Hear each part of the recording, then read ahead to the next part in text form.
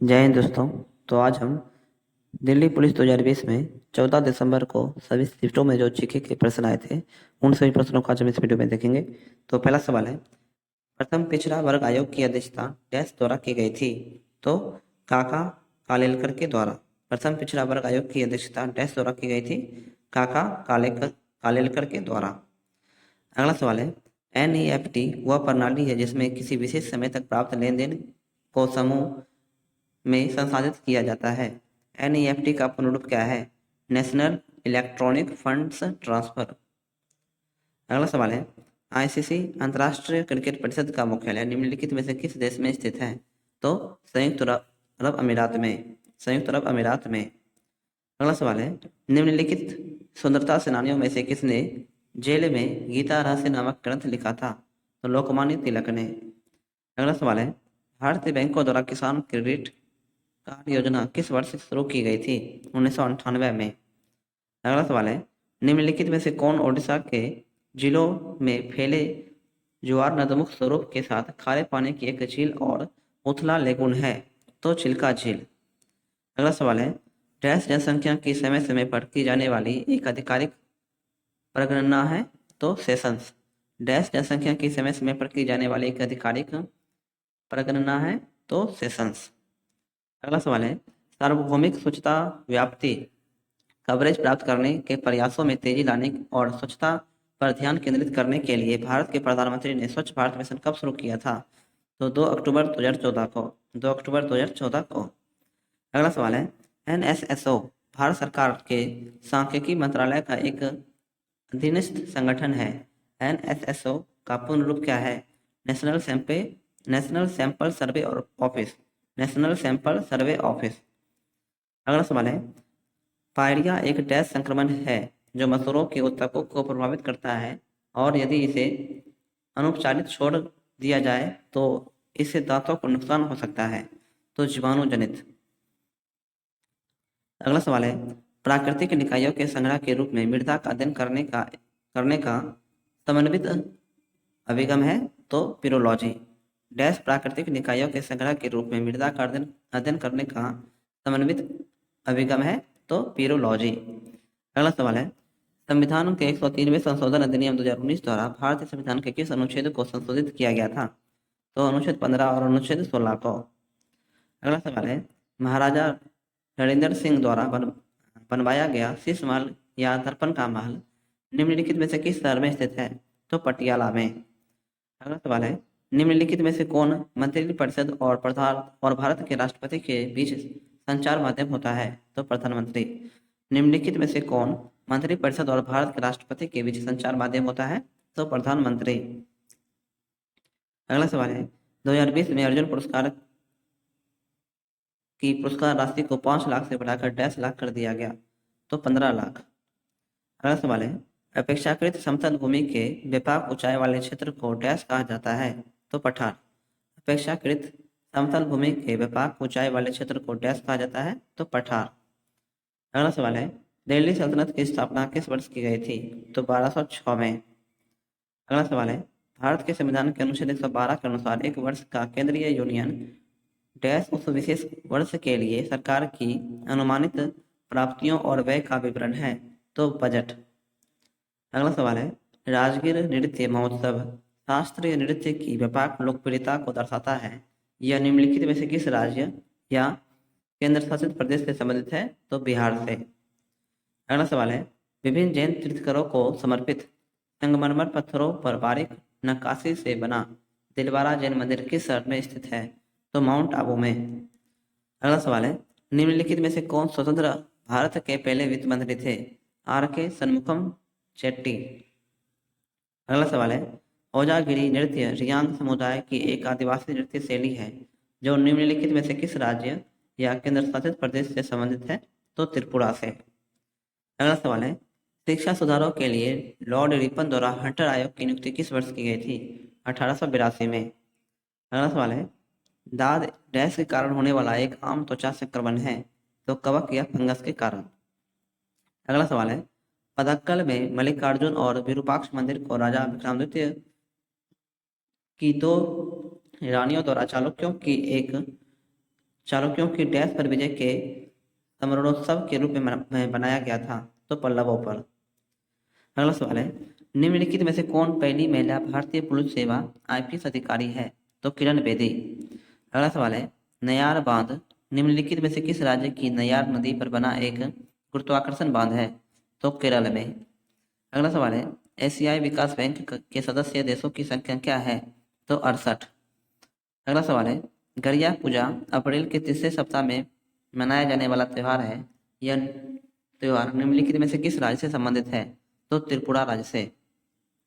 अगला सवाल है, निम्नलिखित में से कौन सी धातु सर्वोच्च चालकता वाली धातु है? तो चांदी। अगला सवाल है, डैश में एक ऐसे पेड़ होते हैं जिसमें पत्तियों के बजाय सुइयां उगती है और फूलों के बजाय शंकु होते हैं? तो शंकुधारी सदाबहार वन में। अगला सवाल है, चोल राजवंश की स्थापना निम्नलिखित में से किस शासक के द्वारा की गई थी? तो विजयालय चोल के द्वारा। अगला सवाल है, निम्नलिखित में से किसे 1947 में स्वतंत्र भारत का पहला कानूनी मंत्री नियुक्त किया गया था? तो डॉक्टर भीमराव अंबेडकर को। अगला सवाल है, डैश पंजाब में हर साल 13 या 14 अप्रैल को मनाया जाने वाला फसल कटाई उत्सव है और यह सिख समुदाय के खालसा पंथ के जन्म का प्रतीक है? तो बैसाखी। अगला सवाल है, निम्नलिखित में से किसने अलीगढ़ आंदोलन का नेतृत्व किया था? तो सैयद अहमद खान ने। अगला सवाल है, भारत के संविधान की निम्नलिखित अनुसूचियों में से कौन तीन सूचियों संघ, राज्य और संवृत्ति को मूर्त रूप देता है? तो 7वीं अनुसूची। अगला सवाल है, निम्नलिखित में से किस द्वीप में भारत का एकमात्र सक्रिय ज्वालामुखी पाया जाता है? तो बेरन द्वीप में। अगला सवाल है, एल्बर्ट बिल किस वर्ष प्रस्तावित किया गया था? तो 1883 में। एल्बर्ट बिल किस वर्ष प्रस्तावित किया गया था? 1883 में। अगला सवाल है, निम्नलिखित में से कौन भारत के नियंत्रक और महालेखा परीक्षक की नियुक्ति कर सकता है? तो भारत के राष्ट्रपति। अगला सवाल है, ईईजी एक परीक्षण है जिसका उपयोग मस्तिष्क में विद्युत गतिविधि के आकलन के लिए किया जाता है। ईईजी के सही पूर्ण रूप का चयन करें। तो इलेक्ट्रोइंसोफिलोग्राम। अगला सवाल है, संविधान सभा ने किस वर्ष में भारत के लिए एक मसौदा संविधान तैयार करने के लिए डॉक्टर भीमराव अम्बेडकर की अध्यक्षता में मसौदा समिति का गठन किया था? तो 1947 में। अगला सवाल है, भारत सरकार ने किस वर्ष पूरे देश में विशेषकर ग्रामीण क्षेत्रों में स्वच्छता कवरेज में तेजी लाने के उद्देश्य से संपूर्ण स्वच्छता अभियान की शुरुआत की थी? तो 1999 में। अगला सवाल है, चावल की खेती के लिए निम्नलिखित में से किस प्रकार की मृदा उपयुक्त नहीं है? तो शुष्क मृदा। अगला सवाल है, फीफा विश्व कप 2022 की मेजबानी के लिए किस देश को चुना गया? तो कतर को।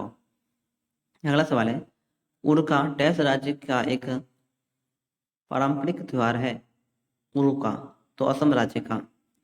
अगला सवाल है, सोनपुर मवेशी मेला किस राज्य का एक प्रसिद्ध सांस्कृतिक कार्यक्रम है?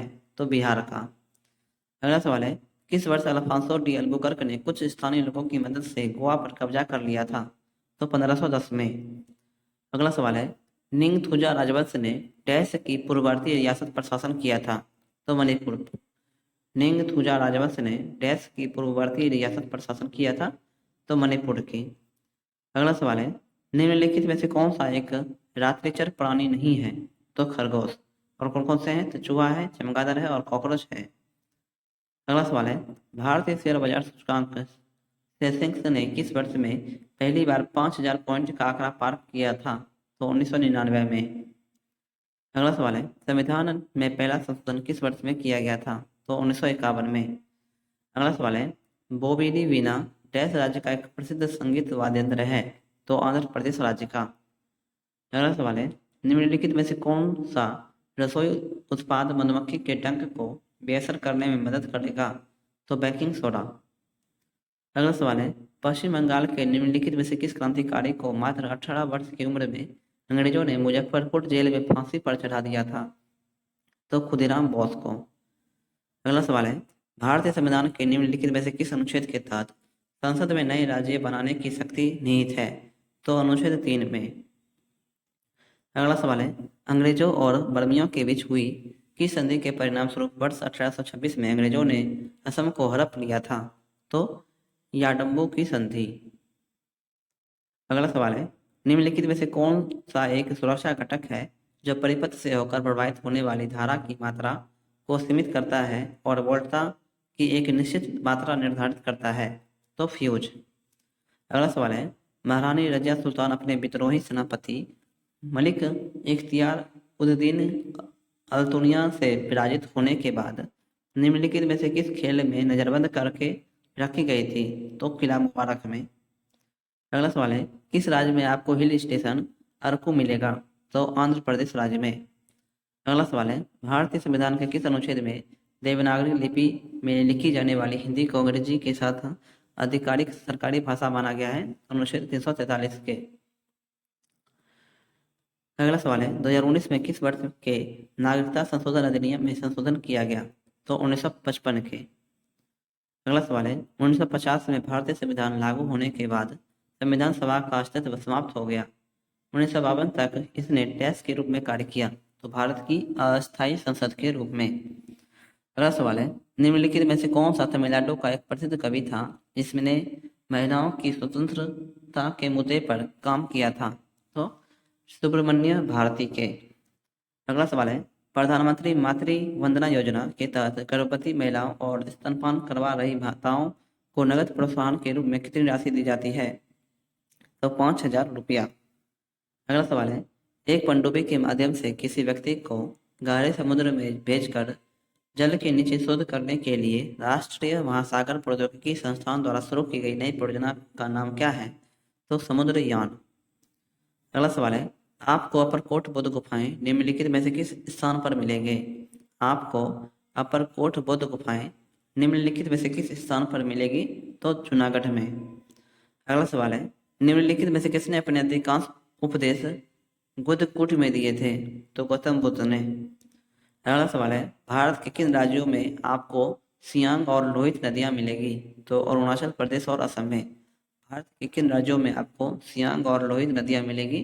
तो अरुणाचल प्रदेश और असम में। अगला सवाल है, निम्नलिखित में से कौन सी निम्न में से कौन सी जड़ी बूटी तने से उगती है? तो पुदीना। अगला सवाल है, निम्नलिखित में से कौन सा राज्य भारत में जीएसडीपी में शीर्ष 4 राज्यों में से एक है? तो कर्नाटक राज्य। अगला सवाल है, पारंपरिक टापू नृत्य किस राज्य से संबंधित है? टापू नृत्य संबंधित है अरुणाचल प्रदेश से। तो आज की वीडियो जो है दोस्तों ये पे समाप्त करते हैं, और इसके अन्य शिफ्टों की जो वीडियो है वो प्लेलिस्ट बना करके वीडियो के डिस्क्रिप्शन में दे दी गई है, आप वहाँ पे जाके उन सभी वीडियो को देख सकते हैं। और अगर ये वीडियो आपको अच्छी लगी हो तो वीडियो को जो है अपने दोस्तों में ज़्यादा से ज़्यादा शेयर करें और मेरे चैनल को सब्सक्राइब कर दें। मिलते हैं अगले वीडियो में, तब तक के लिए जय हिंद जय भारत।